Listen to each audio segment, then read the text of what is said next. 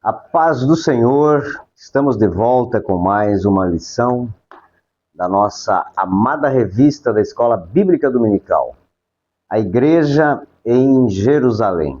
Hoje vamos para a lição de número 7, que vai ser estudada no próximo domingo, dia 17 de agosto de 2025. Como os irmãos já sabem, as aulas aqui disponibilizadas são apenas um resumo das lições da Escola Bíblica Dominical, não substitui o estudo sistemático e semanal da lição, e o objetivo é nós incentivar você a participar da Escola Bíblica Dominical na tua igreja. Se você é membro da Assembleia de Deus Uruguaiana, todos os domingos, às 9h30, nós estamos estudando as lições da Escola Bíblica Dominical. Também peço que você leia a lição, o comentário da lição, leia também o texto bíblico que a lição indica e as referências bíblicas para saber o contexto da aplicação feita pelo comentarista desta lição é o pastor José Gonçalves. Também, se não é pedir demais, eu gostaria que você se inscrevesse no canal, colocasse ali o seu joinha e compartilhasse com alguém que ama a palavra de Deus. Queridos, o nosso texto áureo desta lição está em Atos capítulo 5, o verso 29. Diz assim: Porém, respondendo Pedro e os apóstolos disseram: mais importa obedecer a Deus do que aos homens. A verdade prática está escrito assim: em relação à verdadeira igreja cristã, há duas verdades inegáveis. A primeira, a igreja será perseguida. Isso é uma realidade. E segundo, Deus a protegerá. A leitura bíblica em classe está registrada em dois textos, Atos capítulo 5, verso 25 até o 32, e depois no capítulo 12, do versículo 1 ao 5. Nesses dois textos, nós vamos encontrar relatos sobre perseguição à igreja. Havia chegado o momento mais dolorido para a igreja, a perseguição. O primeiro texto relata o momento após a prisão dos apóstolos ser aberta por um anjo à noite, o qual lhes disse: vão ao templo e digam ao povo todas as palavras desta vida. O segundo texto fala sobre a perseguição de Herodes, que já havia mandado matar Tiago, irmão de João, e mandou prender Pedro. Porém, a igreja estava em constante oração e Pedro foi solto, porque as portas, o anjo tocou nele, despertou Pedro e encaminhou, direcionou para sair da prisão. Principalmente os apóstolos sabiam que a perseguição aconteceria, pois vivenciaram, ainda nos tempos de Jesus, que não eram bem-vindos. Eles sabiam que não eram bem-vindos entre os judeus. Muito mais quando os maiorais do judaísmo, o sinédrio e os saduceus, se encheram de inveja, porque Deus estava os usando para curas, para sinais e prodígios. A Bíblia, inclusive, diz que o povo trazia os enfermos e colocavam à beira do caminho, para que ao menos a sombra de Pedro os atingisse e isto se revertesse em cura. O diabo se opôs a toda aquela obra porque o reino de Deus estava ganhando espaço, principalmente no coração dos judeus, e isso traria um grande problema à religião judaica e às suas lideranças.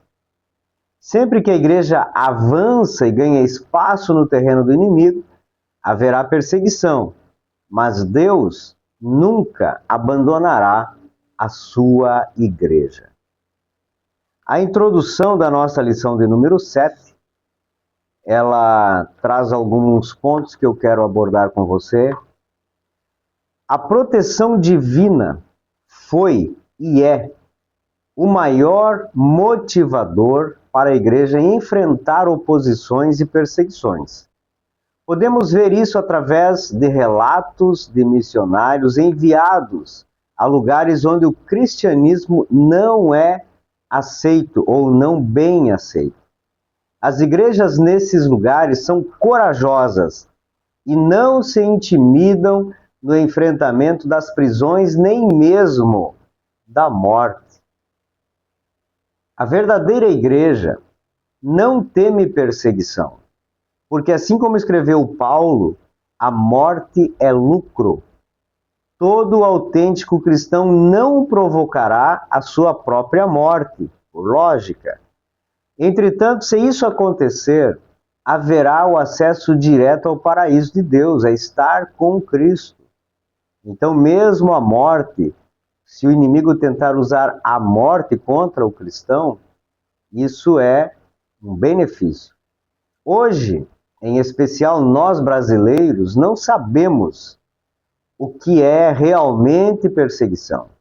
Logicamente, há pontualmente perseguições no nosso Brasil, mas não se compara à perseguição que as igrejas da Ásia, da África, principalmente na janela dos 40, enfrentam. Mas a Bíblia nos mostra que a igreja é perseguida desde o seu princípio. Jesus mesmo quem falou: no mundo tereis aflições, mas tende bom ânimo, porque eu venci o mundo. Então ele estava dizendo: vocês serão perseguidos, viverão como ovelha entre lobos. O diabo anda em derredor, tramando contra vocês para tragá-los. Ele quer derrotar a igreja. Por isso a igreja deve sempre estar alerta, vigilante, prudente e em oração, sempre pronta para enfrentar as adversidades que surgem no seu dia a dia. A natureza da igreja, a fé, os princípios e valores servem de causa ou atrativos para a perseguição. A luz em meio às trevas, o sal que tempera, tudo isso nos coloca em choque com o mundo que vive em trevas. O destaque fica por conta do próprio Deus, soberano e poderoso, que não abandona a igreja, mas sempre está junto, protegendo a igreja nas perseguições. No Antigo Testamento, Deus sempre protegeu seu povo. A história mais recente nos conta inúmeros relatos da proteção de Deus para com a igreja. São testemunhos. Se nós olharmos para o Antigo Testamento, vamos lembrar daquele caso que Eliseu falou ao seu moço, que ele não estava vendo os exércitos de Deus para defender o povo de Deus. Também vemos o anjo que tirou a vida de 185 mil soldados e outras situações que poderemos ver. E testemunhos da igreja atual, do Novo Testamento, de Deus ter salvo, nós vemos inúmeros, basta procurarmos. Então, não podemos esquecer da igreja aqui em Uruguaiana. Quando apedrejada no ano de 1953, apareceu aquele ser na frente do templo, enquanto o povo reunido para ser fotografado. Então nós vamos ver que ele cuida dos seus. Em Mateus 28:20 diz assim: eis que estou convosco todos os dias até a consumação dos séculos. Deus defende a sua igreja. E ele tem poder para isso. Então não podemos temer qualquer perseguição, qualquer dificuldade, desafios que passamos, porque Deus protege a sua amada igreja. O primeiro tópico fala da igreja perseguida. Para provar que o cristianismo não é uma religião, os primeiros a se levantar contra a igreja foram exatamente os religiosos. Isso acontece até hoje. Você já viu as religiões se voltarem uma contra a outra? Remotamente acontece, mas contra a igreja já é recorrente. A igreja sempre será um incômodo, claro, se ela estiver seguindo os princípios da palavra de Deus. Caso contrário, também se tornará uma mera religião, e a religiosidade não incomoda os infernos. Entretanto, viver o puro evangelho incomoda o mundo das trevas, pois a luz coloca em risco as obras das trevas. E eles não querem ser vistos, ou não querem que os seus atos estejam no foco de visão de ninguém. Os sacerdotes, os saduceus e o capitão do templo, naquela ocasião, estavam sendo expostos. Não havia sinais e prodígio entre eles, mas havia um grupo de homens simples que haviam sido instruídos por Jesus, que estavam realizando maravilhas. O povo iria se aproximar de onde sabiam que algo novo estava acontecendo, principalmente quando curava-se os enfermos, quando aconteciam maravilhas.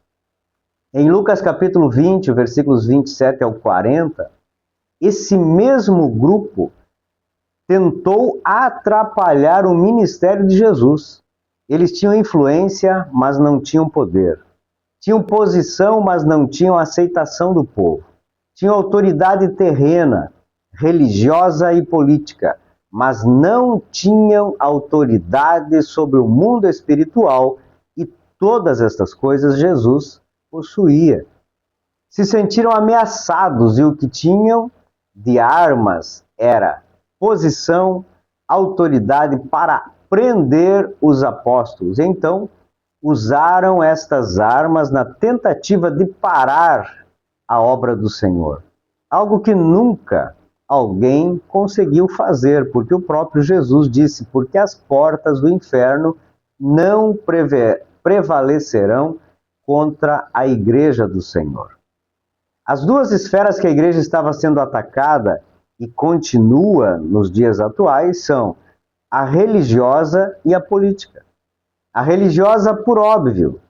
Como já mencionei na introdução, a política, porque é um meio muito usado pelo inimigo da igreja para perseguir e atacar a igreja através do Estado, das leis, dos decretos, etc. Hoje, os ataques em um país democrático, se pode-se dizer que o Brasil ainda é democrático, eles são mais brandos. Mas em países onde há democracia, e principalmente aqueles que são regidos por grupos religiosos, a perseguição política e religiosa se misturam. Não há democracia, não há leis que possam defender os direitos dos cristãos. Os princípios bíblicos são as causas, como já vimos das oposições ao cristianismo. Sempre haverá oposição devido à nossa conduta, o nosso caráter e aquilo que a Bíblia exige. O preconceito que há de forma geral contra a igreja se baseia na fé dos crentes e na Bíblia Sagrada. A nossa única e exclusiva regra de fé, que para os perseguidores é um livro retrógrado, ultrapassado, mas para nós é a palavra de Deus. O que mais o diabo quer é fazer a igreja parar, silenciar, tornar a igreja uma mera instituição, inócua contra o reino das trevas. Mas em nome de Jesus, enquanto aqui vivermos como igreja, devemos fazer a nossa parte, invadir o espaço das trevas, resgatar os perdidos e tornar o reino de Deus conhecido entre os homens. Isso é cumprir o ide de Cristo. A sinopse do tópico diz assim: a igreja primitiva enfrentou perseguição e oposição, tanto na esfera religiosa quanto na esfera política. Isso vai continuar. Tópico 2. A igreja protegida. De repente, os apóstolos veem um anjo enviado de Deus para dar o livramento das prisões. Veja que maravilha. Em Hebreus capítulo 1, versículo 14, a Bíblia diz assim: não são todos eles espíritos ministradores, enviados para serviço a favor dos que hão de herdar a salvação? Esses espíritos ministradores são os anjos que são enviados, usados por Deus para defender aqueles que hão de herdar a salvação, portanto, a igreja. A oração da igreja é poderosa contra os malefícios da perseguição. E através da oração, que a igreja é certa, é vitoriosa. A sabedoria de Deus não depende da oração, mas a palavra de Deus diz que através da oração alcançamos objetivos aqui na terra a fim de que possamos vencer os desafios da caminhada. Mesmo estando em oração, a igreja não terá êxito em todos os seus pedidos. Como vimos, Tiago foi morto. Deus sabe o que e como fazer. Enviar ou não um anjo. Usar as pessoas ou usar até mesmo pessoas fora para que a igreja continue marchando. Mas a oração é de extrema relevância. Caso contrário, Lucas não teria informado sobre essa atitude da igreja primitiva, que estava em oração pelos apóstolos. A igreja atual em muito subestima o poder da oração, mas a frase usada pelo escritor continua atual. Muita oração, muito poder. Pouca oração, pouco poder. A sinopse do tópico 2 diz assim: mesmo em meio à perseguição, Deus manifestou seu poder de proteção. Deus continua soberano, poderoso, no controle de todas as coisas. Algumas coisas acontecem por sua permissão para tratar alguns pontos com a igreja. Mas, de modo geral, ele defende a noiva do Cordeiro. Tópico 3. A igreja destemida. Destemida, irmãos, é sinônimo de corajosa, ousada, valente e aguerrida. No relato do texto da lição, vemos uma igreja que não se intimidou. Os apóstolos foram orientados pelo anjo para irem ao templo e continuarem pregando a palavra de Deus. Mas eles já haviam sido presos exatamente por causa da palavra de Deus e agora continuavam pregando a palavra de Deus. Eles não ficaram amedrontados com a morte de Tiago. Quando Pedro foi solto, ele não se escondeu. Paulo nunca perdeu a oportunidade de pregar, mesmo sabendo do risco de açoites e das prisões que ele corria. A igreja tinha um objetivo primaz: cumprir o ide de Jesus, e faziam com ousadia e amor. Que nós também tenhamos estas mesmas características atualmente.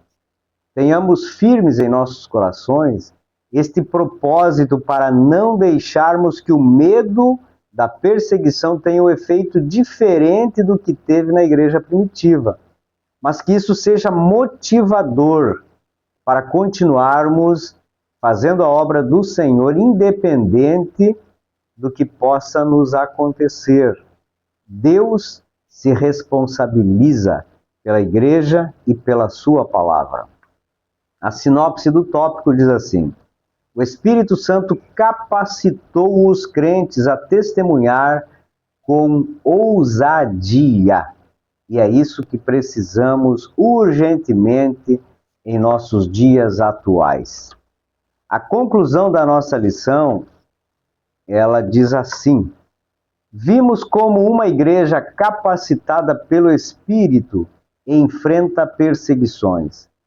O cristão, portanto, não deve se assustar com elas.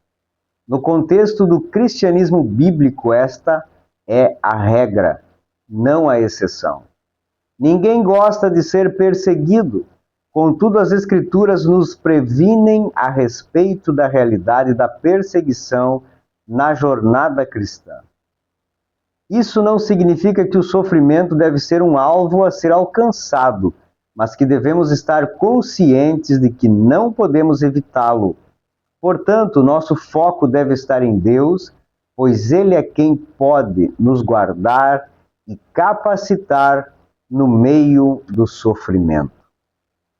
Encerramos então mais uma lição, a lição de número 7 da nossa revista da Escola Dominical, que traz por título A Igreja em Jerusalém. E muitos ensinamentos estamos recebendo através dos escritos, dos comentários desta lição, que tem sido uma bênção para nós.